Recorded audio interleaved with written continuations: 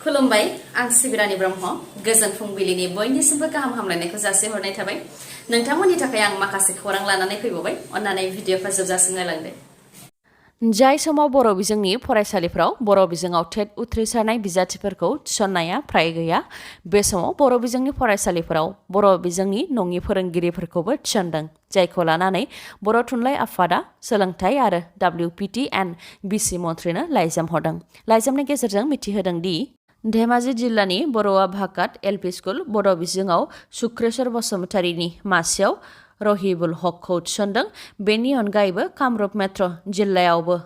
आहमगाव LP school बड' बिजोङाव रतिराम बर' बिथांनि मासियाव कबिता तेरांपिखौ थिसनदों बर' बिजोंनि नङै फोरोंगिरिफोरखौ बर' बिजोंनि फरायसालियाव थिसननायनि सायाव गोख्रों राहा लानो थाखाय खावलायहरदों बर' थुनलाइ आफादा बेनि अनगायैबो बर' बिजोङाव टेट उथ्रिसारनाय बिजाथिफोरखौ बेफोर फरायसालिनि लांदां मासियाव थिसननो थाखायबो खावलायहरदों बर'नि दैदेनगिरिफ्रा दैदेनगिरि नङा जुदि दैदेनगिरिमोनब्ला मन्थ्रि उरखावग्रा ब्रह्मआ मानो नुजाथिफैयाखै प्रमद बर'आ बबाव दं आरो बिस्वजित दैमारि जाय आयेन आफादनि बुंथिगिरि आरो बिथाङा गुवाहाटियावनो थायो नाथाय बर' बिदा फंबाय होखारजानायनि सायाव मानो फंसेबो खोथा बुङाखै होननानै सोंथि खालामो बनसुनिफ्राय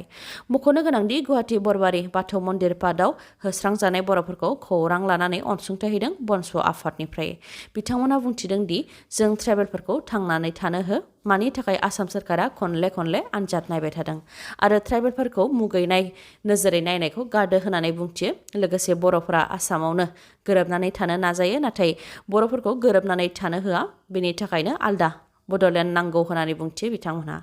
बिनि अनगायैबो बर'फोरा थामोनथानि थाखाय सोमावसारनायाव 5,000निबो गोबां थैनो गोनां जादों आरो बर'फोरा जेब्ला सुबुंखान्थि सोमावसारदोंमोन अब्ला बर'फोरनि सायाव आसाम सोरखारा जेरैबायदि इनाय खालामबोदों आरो बुथारबोदों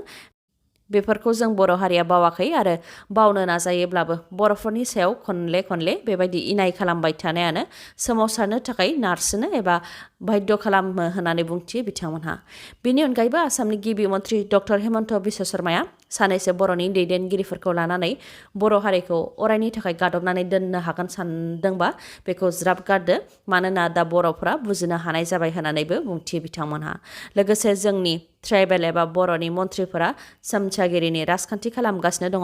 बेनि थाखाय बिथांमोनखौ माब्लाबाबो निमाहा होनाय जानाय नङा बेनि अनगायैबो प्रमद बर' बिथाङाबो गुवाहाटियाव फैबाय थायो नाथाय मानो खेबसेबो खौरां लाफायाखै होननानै सोंथि खालामनायजों लोगोसे प्रमद बर' बिथांनाव जुदि रां गैयाब्ला बनसुआ रायजो राजानिफ्राय रां खांनानै मदद होगोन नाथाय प्रमद बर'आ खेबसेल' नुजाफै होननानै हांख्रायहरो बेराफारसेथिं बिस्वजित दैमारि बिथाङाबो गुवाहाटियावनो थाखायो बिथाङाबो मानो खेबसेबो जेबो बुङाखै होननानै सोंथि खालामो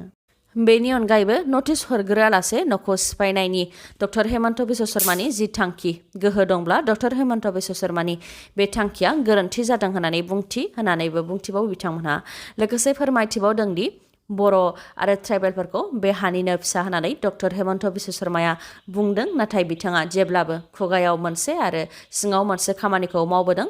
जाय हानिफ्राय बर'फोरखौ होस्रांदों बे एखे हायावनो आजमल जयन्त मल्ल बर'आ जाय डक्टर हेमन्त बिश्व शर्मानि पलिटिकेल एडभाइजार बिथांमोननि गेदेर बिल्डिं दङ बेफोर बिल्डिंखौ सिफायाखै होननानै फोरमायथियो बिटिआरनि राजथावनि क'क्राझारावनो सोरखारि हाजों लोगोसे बर'फोरनि हाखौ सेनो नाजानाय जाथाया सोराङाव फैदों क'क्राझार सहरनि पाथारघाटआव थानाय दै फुंखा बिफाननि 5 बिघा 12 लेसा हाखौ फालांगियारि चन्दन पाल आरो अजित पालआ सेदों फोरमायथिनाय बायदिब्ला दै फुंखा बिफानजों नांजाबफानाय खाथि खालानि हाफोरखौ गंद' गंस्नि नखरफोरा बिटिसि सोरखारनिफ्राय गनायथि लानानै बायदोंमोन नाथाय आर्मिफोरा दै फुंखा बिफाननि हायाव थानायखौ एंगारलांखांनायनि उनावनो दै फुंखा बिफाननि हाजों लोगोसे बे हाजों नांजाबफानाय हा जेराव बर'फोरनिबो हा दं बेफोर हाखौ फालांगियारि चन्दन पालआ सेदों दै फुंखा बिफाना गावसोरनि हायाव वालबो होफैबायमोन नाथाय बेखौबो सिफायनानै होदों बेफोर गासैनिबो सायाव पुलिस थानायाव खनले एफआइआरबो होनाय जाबाय नाथाय पुलिसा जेबो राहा लायाखै होननानै फोरमायथिदों जायनाखि फालांगियारि चन्दन पालआ धोनि सुबुं बेनिखायनो रांनि लेनदेन थानो हागौ जायनि थाखाय पुलिसा जेबो राहा लायाखै होननानै फोरमायथिदों बिटिआर ओनसोलनि राजथावनि क'क्राझारावनो सोरखारि आरो बर'फोरनि हाखौ सेनो नाजानायनि सायाव बिटिसिनि गाहाय प्रमद बर'आ मा राहा लागोन आरो आसामनि गिबि मन्थ्रि डक्टर हेमन्त बिश्व शर्माया मा राहा लागोन बे नोजोर होथावना जागोन नबजित नार्जारिनि थाखाय भट होनाया जागायसिगोन DID लिटिल मास्टार सिजन 5 आव बर'नि फिसा नवजित नार्जारिया गावनि रोंगौथिजों टप 10 एबा भटिं राउन्डआव सौहैनो हाबाय बिथांनो दानिया भट होनो हासिगोन बर'नि आंगो फिसा नवजित नार्जारिखौ फाइनालिस्ट आरो देरहासार होनो थाखाय मोनफ्रोमबो सनिबारनि मोनानि 9 रिंगानिफ्राय समबार फुंनि 9 रिंगासिम भट हरनो हागोन 9152915246 बे नम्बराव कल हरनानै नवजित नार्जारिनो भट हरनो हागोन नाम्बारखौ स्क्रिनावबो होनाय जाबाय नोंथांमोनहा बिथांनो भट हरनो हानाय नाम्बारखौ जानबुङाव सेबखांनानै लाखिनो हागोन आरो मोनफ्रोमबो सनिबार मोनानि 9 रिंगानिफ्राय समबार फुंनि 9 रिंगासिम भट हरनो हागोन मख'नो गोनांदि बिथां नवजित नार्जारिया गुबैयै आसाम गलाघाट सिसुपानीनि थागिबिमोन नाथाय बिथाङा दा बकाजान कार्बि आंलंआव थायो जाहाथे dance India dance little master season 5 आव बिथाङा देरहासारनो हायो आरो गासै आसामनि थाखाय गोग्गानायखौ लाबोनो हायो बेनिखायनो मदद आरो बोर होनो थाखाय बयनिसिमबो खावलायहरदों बिथां नवजित नार्जारिया गुवाहाटीआव होस्रांजानाय नखरफोरनो हा होगोन गुवाहाटीआव होस्रांजानायनि सायाव गिबि खेबनि थाखाय खुगा बेखेवदों गिबि मन्थ्रि डक्टर हेमन्त बिश्व शर्माया बिथाङा बुंथिदों दि होखारजानाय 150 नखरफोरा एप्लिकेशन होनो हागोन जुदि बिथांमोनहा थारैनो हा गैमाराब्ला बिथांमोननो हा होनो हागोन आरो गोनांथि जायोब्ला न'बो लुनायाव मदद होनो हागोन बेनि अनगायैबो खहा जानायखौ सुफुंनानैबो होनो हागोन नाथाय दै थांनो थाखाय लामा नांगौ बेनिखायनो होखारनाय जादों होननानै बुंथिदों सोरनिबा न'आ जुदि दै नालायाव गोग्लैयाबा इभिक्सन खालामनाय एबा होखारनायनि खोथायानो फैया आरो जुदि दै नालायाव हटेला गोग्लैयोबाबो हटेलखौबो सिफायनाय जागोन होननानै बुंथियो मख'नो गोनांदि होस्रांजानाय बर' नखरफोरनो जों गासै इउटुबारफोरनिफ्राय जि एसे हायो रां खांलायनानै मदद हैनाय जादों होस्रांजानायनि उननिफ्रायनो माखासे इउटुबारफ्रा मदद होनो थाखाय नांथाबनानै खामानि मावबोबाय थानायखौ नुनो मोन्दों आरो दासिमबो इउटुबारफोरा मददनि थाखाय नांथाबनानै खामानि मावगासिनो दङ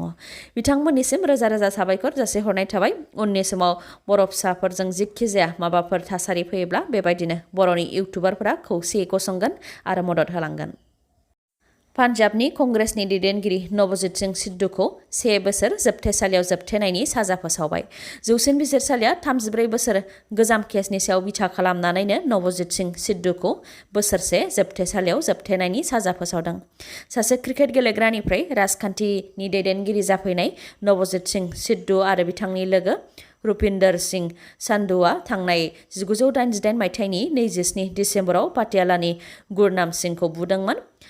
पार्किं स्पटखौ लानानै बिथांमोनहा गुरनाम सिंहखौ गारि सिंनिफ्राय बोख्लायनानै बुग्लिदोंमोन जायनि थाखाय बिथाङा देहा फाहामसालियाव फाहामथाय लादोंमोनब्लाबो देहा फाहामसालियाव जोबथा हां लाहैदोंमोन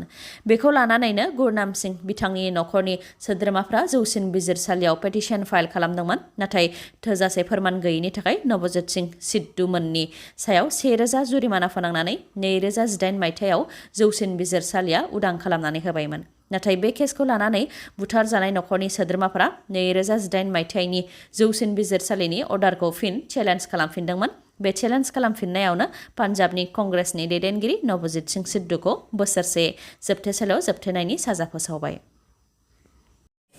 दिनैनि भिडिअआ एसेनोसै गाबोन आरो गोदान भिडिअजों लोगो मोनफिनबावगोन नोंथाङा दासिमबो आंनि चेनेलखौ साबस्क्राइब खालामाखैबा अन्नानै साबस्क्राइब खालामदो लोगोसे लाइक कमेन्ट आरो शेयार खालामनो दाबाव गोजोन्थों